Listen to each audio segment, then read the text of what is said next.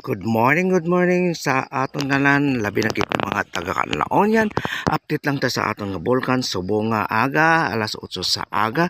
Kung sa din makita naton nga katawi-tawhay gidya sang iya nga palibot kag siya man wala gid siya may ginbuga biskan gamay nga aso lahi ka kahapon nga katimbuok sa iya pero subong kagwapo-gwapo gid sa iya pero kung ano man siya kagwapo mas gwapo pagid ang nagabidyo o kita nyo kaso katawhay-tawhay sa iya lain sa nagabidyo nga kadamo sang problema amo na di ang aton kanlaon volcano kung sa din makita naton sa Canlaon City, Negros Oriental nga karon Canlaon City, Negros Island. O kita nyo, katawa-tawhay gid sa iya subong.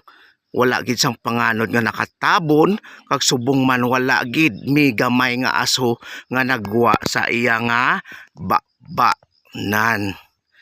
Amo lang na anay aton update subong nga kaagahon sang aton Canlaon Volcano nga super kagwapo pero mas gwapo ang naga-video. Bye-bye! Halong kita tanan!